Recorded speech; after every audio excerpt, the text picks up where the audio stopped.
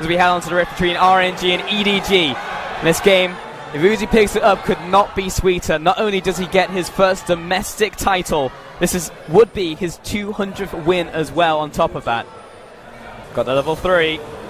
Now Uzi is level 2, so he's very hard to kill. He's got the arcane shift already, has to use it immediately. Flag drag, flash out away from Kalilov with the mechanics. Secured first blood, traded back towards Kalilov, however. Teleports are coming in. MLXG and another teleport very late this time from EDG. Mako put up against the wall, finished off by MLXG. Mouse chasing down onto Letme, who's turned up to this one. Chasing down onto IBOY, he flashes away. Watch IBOY. Another kill to Mouse. Ming flashes away, he's locked out because it floats. MLXG gets another one. 3 kills to RNG. It's just absolute chaos at 3 minutes into the game. Everyone comes here. Clear Love dying under the turret is ultimately the deal breaker for EDG. EDG backs against the wall, just come out swinging. It starts off pretty nicely from Clear Love with the flash, of course, Jarvan and mechanics on point, but gets stunned. Well done from both Ming and Uzi with target selection, making sure that he's going to be locked down. MLXG, of course, able to come in. He's the biggest difference ultimately, whilst he was late, whilst Clear Love got there very much early and was able to path around that fact and get the gank off. Still, MLXG did well. And a massive 3-man knockup as well from Mouse. Like you said, MLXG did well, but at least EDG gets something back because of the work that the Cho'Gath put in. I'll see you in 20 minutes, Rusty. Yeah. Ming doing a good job trying to preserve the wave for Uzi coming back off of base, so he's already made his purchase. Has the coal in the back pocket as well as the tier. Here's the repeat gank though, but yeah, as you said, spotted out by the ward, and he's going to spot this. And with how quickly MLXG will get here, Clear Love does need to show his respects to that. Moby Boots will get them very much on time. Yeah, I can't hang around that vision, but Clearlove has made it pretty clear. If MLXG is first by Moby's, game plan set out, Clearlove has now shown his hand that it is all about this bottom lane. I'm looking towards IBOY and Mako as they make their way towards the top lane there. But they were pinged out from RNG, so RNG know exactly what's going to happen here. It's why Letme is playing so cautious right now. Look at Lance, but even though Mouse expected that one to land as he doubles back. And EDG have this one minion. Exactly, yeah, one caster minion. It's not that Uzi has more minions. He's not going to have Ming nearby until the next wave either, unless he just, you know what, he's going to have Ming nearby. There you go. And they're going to try and, effectively, it's a race, but it's a race that RNG know they'll lose. Oh, instant engage there from RNG. That's so much damage with a slicing maelstrom. Ultimate used as well, the cutting coming in. Mako locked in place, but RNG don't solidify the kill. In comes Scout, he wants to assassinate. Jumps onto Letme, gets that kill. He's crazy! He just don't. Scout does not care. The teleport was sick, and RNG, even starting off with that combo, nowhere near enough damage, but they do get the structure. You're still looking at big break points for Ezreal to come out, so while RNG kind of want to fight, they just want to sit and farm really until they have those items. We have confirmation as well that that's an AP cannon. It looks like a proto belt. Got him. We were correct all along. We second-guessed ourselves for no reason. That's why you got to have the dumb play-by-play mentality. Here comes the one flank. Track, and that's all you look for. As MLXG is doing the same. Lands the cast. Mako locked up. He'll back away. Look at Letme in front of him. In comes Letme from the side. Punted over the wall.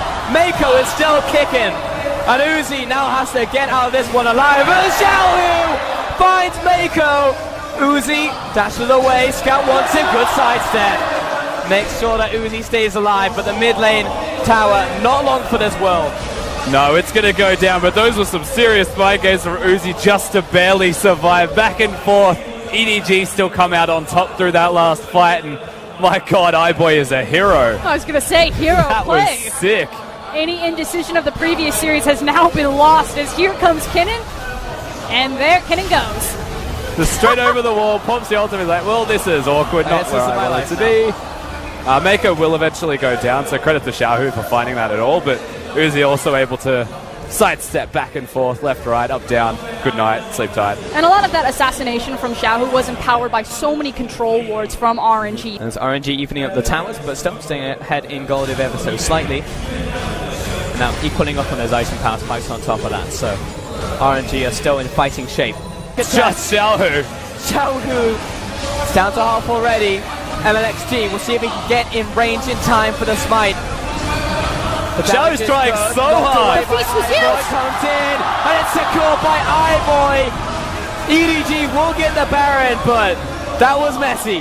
That was terrifying. Clearlove still has his smite, so didn't even use it. Mouse used the feast bottom, so they didn't have the Cho'Gath secure. 3 items apiece as well for the Tristana, who's pretty close to beyond killing as Lulu continues to support him further. Mako's just going to put in work and be his best friend. Which is why it's been so important that EDG have moved into the jungle, have cleaned out all of those wards. There's pretty much nothing for Kennen to grab hold of with a teleport. Uzi, maybe he does, but when they connect, so much damage. There's no life steal yet for IBOY either. He's close to it, probably 2,000 gold away. I mean, honestly, Mouse just needs to play goalkeeper right here and stop these from hitting home against IBOY. Just gradually poking away at this turret. Tristana fantastic in these situations, especially as he gets more levels. And poking away at more than just one lane. Scout mid lane, IBOY threatening with the group of 4 bottom. This is the correct lane assignment for EDG. They don't need to protect Scout, just protect IBOY. And they're set to go. RNG, the onus is on them to make the play to kill IBOY, or their structures will start to go down.